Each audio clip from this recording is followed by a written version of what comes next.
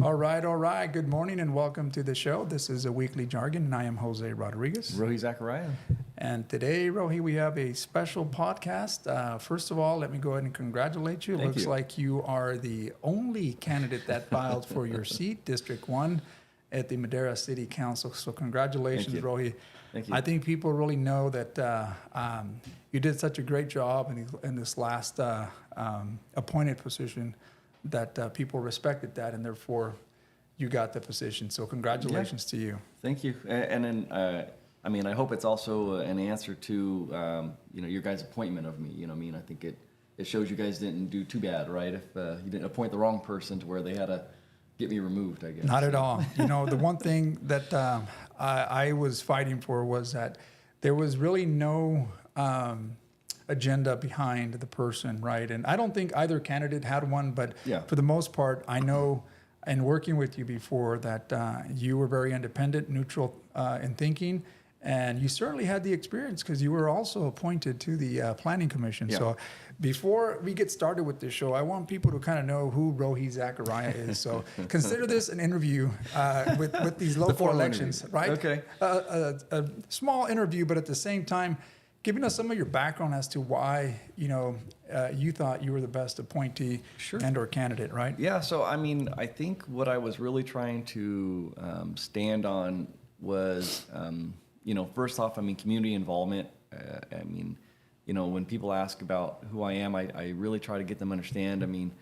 I was raised, to be involved with the community through the Kiwanis Club. When I became an adult, I joined the Kiwanis Club. And obviously through the work that we did to our community, that was, I think, helped me to kind of really engage our community at that level.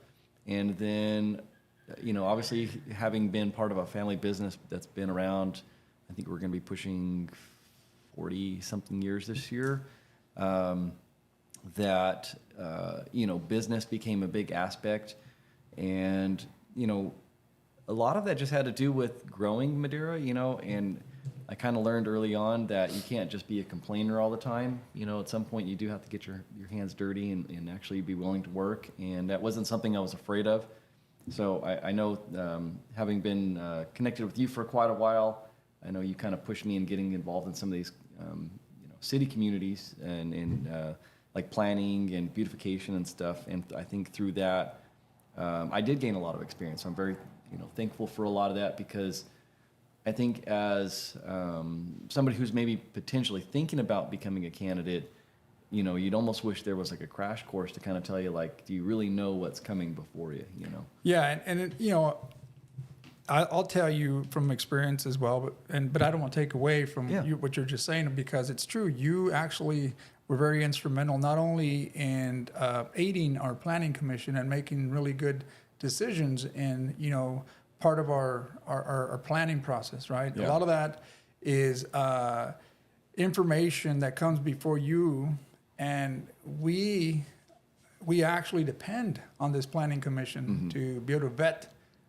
whether it's permits, conditional use permits and what have you, or any type of development that's happening in our community with zonings, that you guys vet through that, so that when it comes to us, it's something that's very simple process through the consent, or something that we can easily approve and not say, well, I have a doubt about that. And I think that experience in itself catapulted to the position that you're in today, right? Which is going to be the city council. And I think folks out there recognize that, hey, Rohi didn't have an agenda. Yeah. Rohi just wants to see the city it wants to see the city improve, right? Whether it's in planning, whether it's our services, fiscally sound. Yeah. I think all those things certainly come to question. But I think after seeing you there, I think they were very pleased, and hence why you ran unopposed. So congratulations thank again, you. Roy. Appreciate you giving us some detailed background of what you bring to the table, because it's important for people to know that. Yeah. And I don't think too many people do.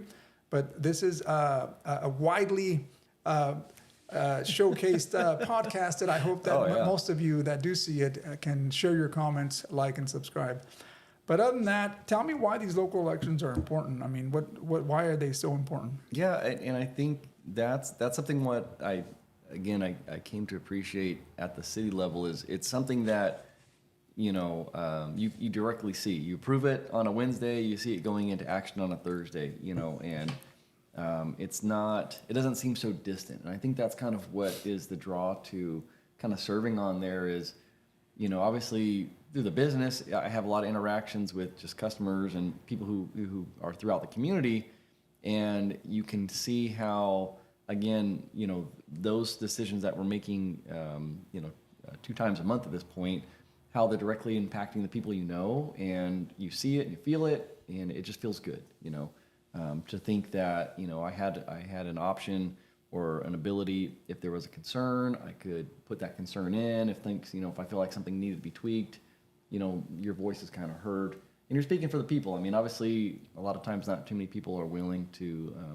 speak up until kind of after the situation is unfolded, so kind of, maybe being ahead of that helps with how things kind of move along a little smoother. So Yeah, and as I was mentioning earlier, when I first jumped onto the school board back in 2010, and again, I'm dating myself, I had a sense of business because I ran a business, Yeah. right?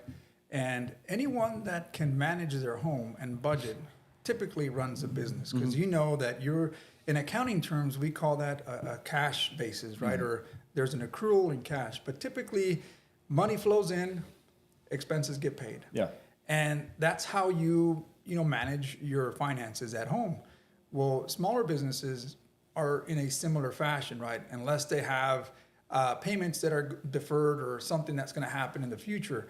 But for the most part, the majority of people are running on this cash basis, where you're receiving cash, you're paying expenses as they come, right? Well, with that mentality, you come into a public organization, and it kind of flips the script a little bit, because now a lot of the time, especially with schools, is they don't have all of their money right up front. They have a budget, they have a line item there that says this is how much money we're expected to have, or we're balancing our budget, we're projecting that this is what we're going to have, and again, we're telling you what our expenses are going to be.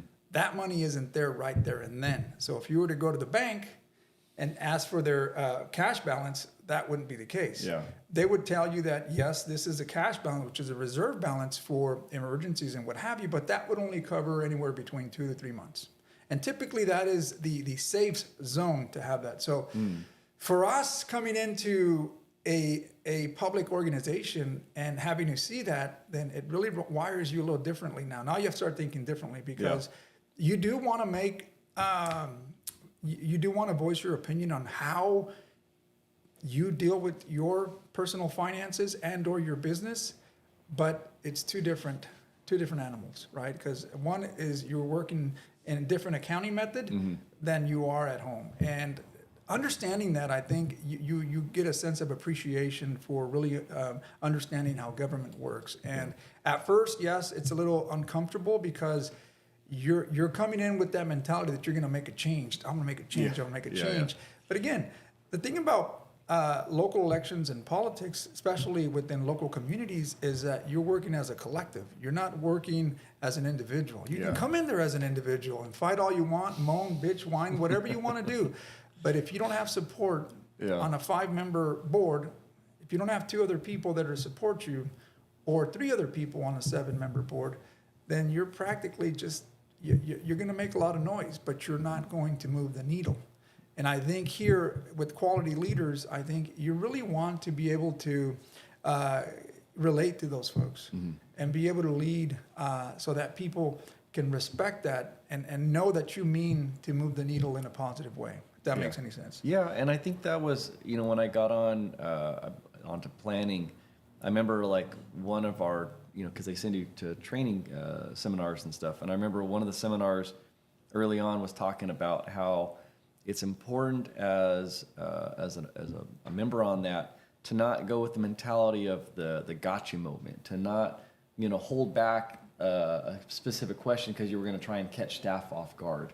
That it was more important to, before the meetings, to relay the concern so that it could be better discussed. And I think having that, it kind of put a different perspective when, again, I look at meetings or you see headlines of other cities And I feel like some of those people didn't get that training because I feel like their whole agenda is the I gotcha.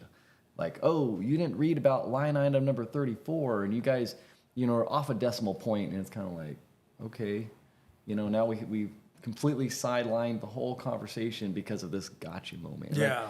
And I think that, our both planning and city council have people that are at this point not in that. Like, I don't feel like I've ever gone to a meeting where we're full of gotcha moments. It's more of, we discuss it, we can come together, we can agree and disagree, but we can do that in a productive way. Yeah, and I think looking at the staff and looking at who's on the back end, I think that's important as well, right? And you got to give kudos to those people that make sure that they disseminate that information early on and anticipate questions that could be, that people can, just want to. Well, this is a hot topic in the community. Let me give you some details and break it down for you. Here it is. So vetting that early on, I think it helps your board or your council to avoid those such gotcha moments, right? Yeah. And I'll be very frank when I say that when I ask questions out there, at times, they're questions that I didn't anticipate because after you hear it through the presentation, it interpreted differently than what you read. Yeah. So therefore, hey, well, let's do a follow-up question on that. And the one thing you don't want to do, and you're right, is try to get them in a position where you put them in a corner and they're not able to respond to you there, because then it only looks bad not only on your staff, but it also looks bad on you. Yeah. Although you think you got them, it's actually not good. I think, and I think we have done a pretty good job of, making sure that we limit that, and we're very professional in the way we go about it, right? So exactly. So anyhow, but I know that with a lot of different organizations and/or boards throughout the state, you hear it all the time.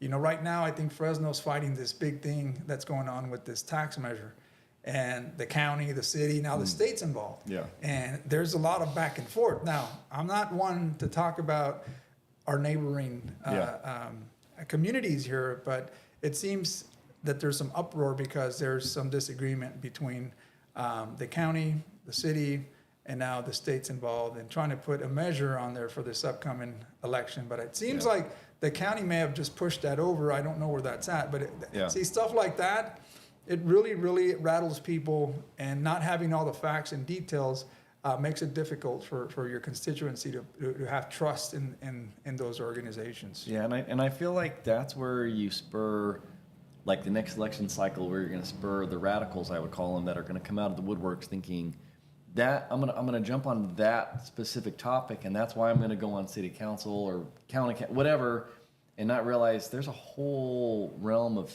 work that comes along with it. Your little topic that you want to talk about is maybe 1 or 2 meetings out of the entire 4 years you're going to be there, And I think that's, you see that with all kinds of boards. I mean, not just city and county, but, HOAs and some of these other things where people fixate on a specific talking point and then the gotchas, and, they're standing in the crowd giving you the gotcha kind of questions, and then I'm going to run next year. I'm going to get you out because I'm going to fix the problem. And that problem, it could be fixed in one meeting. You don't have to replace an entire board to get that problem fixed. Yeah. And I think that's where getting involved and kind of being a part of a lot of these, I think, is an eye opener to kind of see how the process works. So and if you would ask me, Rohi, I mean, obviously there's you can always jump into any election, and that's the freedom that we have. Yeah, it's America. Right? It's America. Yeah. You can always run into. I mean, you look at Arnold Schwarzenegger, that became our governor for California, right? Yeah. And who would have ever thought this guy, foreign-born, came out and ran our state for several. I think after a recall, he took on that term, and I think he finished out another term. But you always have that liberty of going out there. Recommendations would be that you get familiarized with how government works. Yeah. Right. So if you're interested in running for government, we'll give you some highlights as to how you can get involved more, participate in your local city council meetings, your county meetings. Yeah. Listen, kind of see the formalities of taking place. You start learning that way.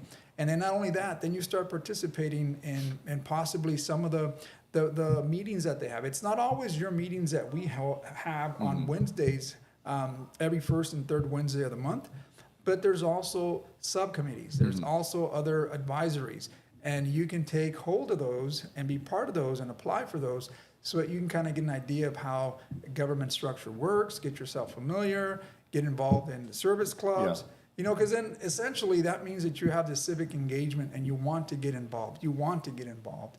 And when you do, and the right time is right for you, then you pull the trigger Yeah. and you jump, right? And in the city council, we just had, I believe, 3 seats that went up for election, right? And this was District 1, District 4, and what was the other district? There was District 5? I'm terrible with the numbers. Okay, so, well, yeah. I know my district, and my district isn't up for election until 2028, but Yeah. so is the mayor's. You have, To me as well. I forget the other Yeah. districts. I think they're 3 and 6. Yeah. But that'll be 4 that are up for election in 2028, including your mayor.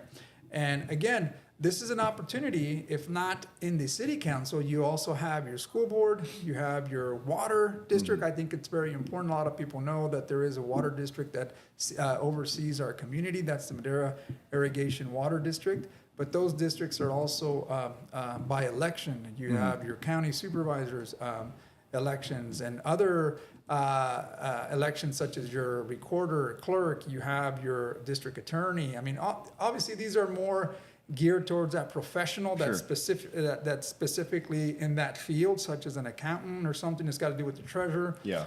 You got your controller, tax collector. All those are elected positions. But again, if you want to get involved, there's somewhere to start, right, Rohi? And I think we're just giving you some of the places that you may consider in getting yourself, get your feet wet. Yeah, and I mean, I know with us at the city level, I mean, we do have committees that have open seats. And the nice thing about those is most of them meet once a month at best. I mean, some of them are quarterly, you know, so if you're already thinking like, I really don't want to have a lot of time invested into it, they're kind of an easy way to at least feel like you're still contributing, but not having a huge time constraint, because it may only be an hour or two of your whole month, you know, or say like maybe your quarter. So, and we're in need of them. I mean, some of these committees in the past have had issues of making quorum just because, you know, we have so many vacancies. So I think it's definitely, if you have kind of an interest in getting your feet wet and just, again, like you said, seeing the process, because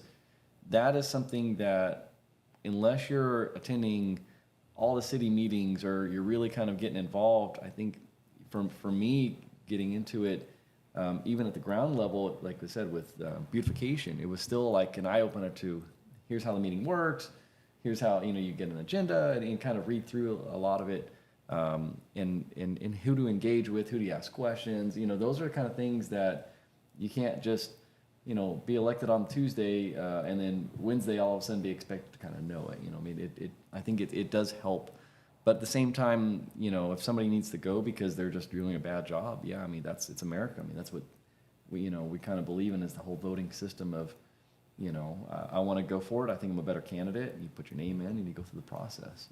Yeah, and again, there's some may want to raise funds in different ways. There's fundraisers. Yeah.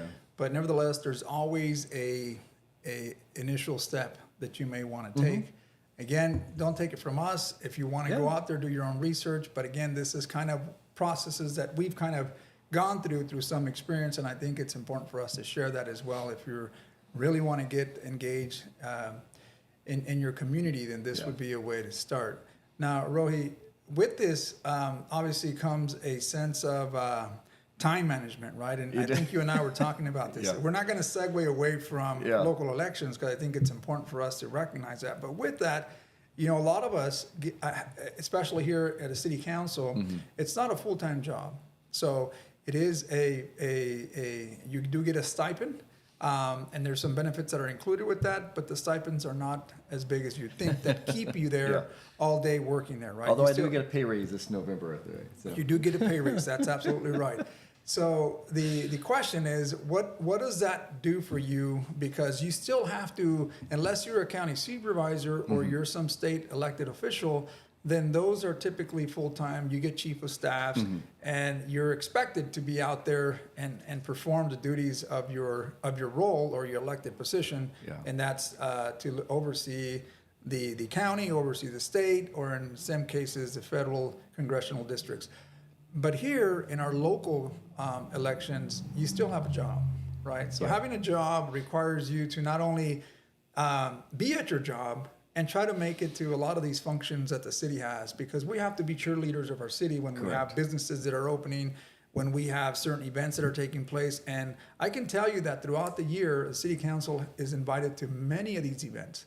The question is, how do we go around it, right? It's time management.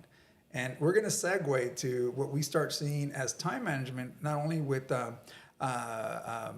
what we see in AI, but the developing technology that helps us become a bit better with our time. Yeah, Billy, you're an expert at that, right? You always seem to be 5 minutes at early. the ground zero. Yeah. You know what I mean, and obviously, like everything, the internet knows me, so that it seems like every article pops up is about the latest and greatest in AI and stuff. And I think, even talking with one of my close friends, and like I always joke with you about, getting more in what you're using and whose brand you're buying into.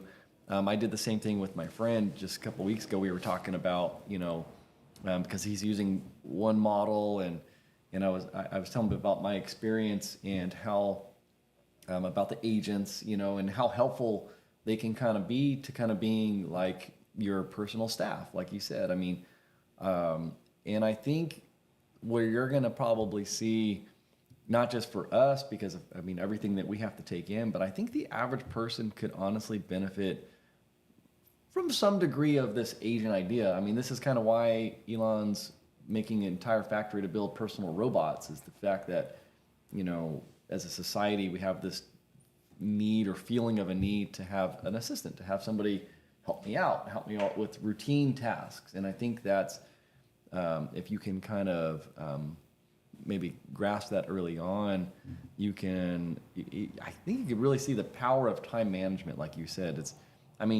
I know for myself, I have the city email, I have, my gun store business, I have the security company, I have, our personal life that I have. So I manage like 5 email accounts all on one device, which it works, right? But sometimes you can feel like you get those follow-up messages that say, hey, did you get my email? And you're thinking like, oh man, I missed something. And that, I think that's kind of what drives the, my desire to kind of tinker around with agents and having these helping hands kind of out there saying, watching out for me, and maybe auto-responding to certain emails, but in a voice that sounds more like myself, so the other person doesn't feel like I'm not taking care of them. But also for some research. I know AI right now, for most people, they're using it wrong, according to the pros, and still using it more like a Google search, like, tell me more about, where this cup came from and how it was made, instead of like a more broader understanding of like, should I be investing in this cup? Is this a good idea? Is this cup really the best cup, or is there a better cup? Some of these things where it's a little bit deeper dive, and that's where I think I've been trying to push people into the agent world. Like, yeah, and for those of you that haven't heard of agents, right? It's important for you. It's important for us, at least. Not 007 agents. Yeah, not a 007 agent. But when we talk about we talked about elections or officials that have a higher like county, and sure, those all have chief of staffs, right? And chief of staffs in a way help them disseminate information, help them go out and get information, probe here, so that they can come back and provide that information to help that elected official make a better decision based on the reconnaissance or whatever. You went out there to investigate what your constituency is saying, and sometimes you can't be there. You're dealing in a broad area. Sometimes you can't be there every single day, but you can have one or some folks within your department or cabinet to help you. Well, agents are no different when it comes to AI. These are programmed agents that you specify how they can help you, whether it's in responding to emails, texting, or reviewing something that's important to you. But again, it requires command, and it requires for you to build those. Am I correct in saying that, Roy? Yeah, I mean, I think that's a really good view of it. And again, it's AI, like the early, like the Chat GPT and stuff. Again, it was what it was. It was more of a one-way conversation. It's, hey, how do I make a cake? ChatGPT gives the answer to that. Where agents is more of it's an ongoing thing. Hey, like, make the cake for me. yeah, well, I mean, but yeah, to your point, it's hey, you know, I feel well. First off, your agent could be monitoring your calendar. Hey, to let you know your son's birthday is tomorrow. Oh, hey, and then I tell that agent, by the way, can you get me a cake recipe? Can you order all the materials for it? You know, can you check my house? I mean, depending on how connected it is, can you tell me if we're out of milk? You know what I mean? And the agent now, as a working agent, it'll talk to all the different, maybe it goes under Amazon account, orders of supplies. It's looking up recipes for you. You know, it's doing more work and not just giving you a generic Google search or a more detailed Google search. It's scary, but it's efficient. Mm-hmm. And here's the thing, Rohi, that when I think of agents and why I think it's important for a lot of folks is, take me for example, right? And I'll use me as an example. I tend to be I lean on the ADHD because I'm very high functioning, right? Yeah, I need to be moving around, right? Yeah. And a lot of the times when you're high functioning, and this goes with different people, right? Different people have different levels of it, but it requires you to really try to stay focused on certain things, right? Mm-hmm. Instead of scattering ideas. Because in my brain, I have a lot of different ideas, different ways of getting stuff done, but it's just getting it done. And you can have 1,000,001 ideas, but if you're not focused on one or maybe two of those ideas, then you'll never complete them. Correct. And yeah. this is where procrastination comes into place, right? Time management, organization of your time. And a lot of people face this issue. It's not just something that's isolated to certain individuals, ethnicity, race, whatever. It's all over the place, right? Yeah. You can say one in so many people have it. But, you know, and it's just a discipline. It's a habit that you have to form. But with agents, I think it really helps you, all that scattered thought, bring it down and focus it and try to focus it on certain specific tasks. Maybe one or two things instead of trying to do it all. Yeah. You know, because a lot of times, a lot of these folks can be really controlling in what they want to see done, right? So they're perfectionists in a way, and because it's not perfect, they'll let it go. Say, I'll do it later. So you'll do it chunks at a time, but you won't finish it. And in this society, we're pretty much pressured to become very organized and timely for tasks and for meetings and what have you. We don't start our board meetings at 6:02. We don't start our calendar, you know, we start them precisely at 6 o'clock. And that's what we want to do. Our time management is very important, especially in society. So I think these agents would help folks that share similar personalities like mine. I mean, again, somewhat high functioning. For me, I've had to do where I have to write down things so that I can see them over and over and then check them off. That gives me a sense of reward. But with agents, I think you can do it like you said, is you can have AI help you navigate and push that responsibility also, but also continue to remind you and help you organize. And you don't have to do it all at once. You don't have to conquer the world all at once. You know, you can do it in little chunks. What they say, how do you eat an elephant? One bite at a time, right? Well, and I, you know, when I try to explain to people, it's looking at it as though you're the CEO of a giant corporation, and your agents are they all have, just like your employees, they all have tasks. They all have things that they're specialized in. You don't have like one employee that just does everything for your company. Like if you're, you know, a giant, whatever, Tesla corporation, you have you have an HR manager, you have this guy that does financing. And I think when people can look at AI in that regard, it helps you understand how to craft them and how they can be better for you, not just one guy that's kind of going in 1,000 different directions and can't remember.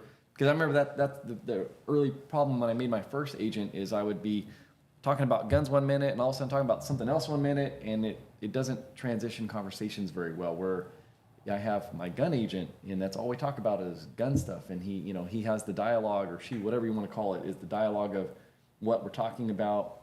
It can focus on that, and hey, go give me the latest research on this gun law, and then let me go talk to this other agent. This other agent is, you know, maybe security related stuff or city council, whatever it is, you know. And I think when you have that, they work better for you. And whether or not you're doing less work yourself. I mean, not just like, again, being a CEO, you're time management in, agents, because you're like, hey, where you at on this? And where you at on this, And it's allowing you to use your time more effectively, Yeah, right? 'Cause exactly. That's all it is. And Yeah. and again, we segued away from local elections, but again, it goes back to that, because It does, if, yeah. if it comes down to that, where you are a local elected, then you can utilize some of that. I think with technology, it's allowed us to do that. Rohi brought up a prime example of 5 emails. How do I manage those 5 emails, right? You got one from the city government, you got one from your work, you got one from personal, Kiwanis. I mean, you got all kinds of, and I'm no different.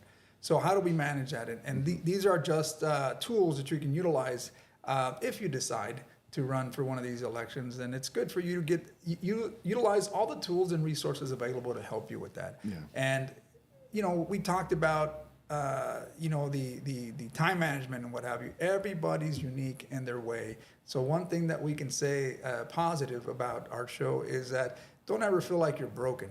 You're not. It's just that you're unique in the way you think. You're unique in the way you do your stuff.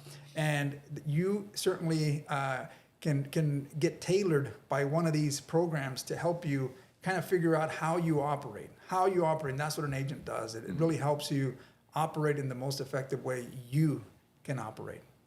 That's Right? that's probably the best answer. All right. So with that, Rohi, if you're motivated to jump into a local election, it's not too late. Get out there, get engaged, and if you need any assistance or any tools and resources, feel free to reach out to us. Give us a comment. We'd be more than happy to help you with that.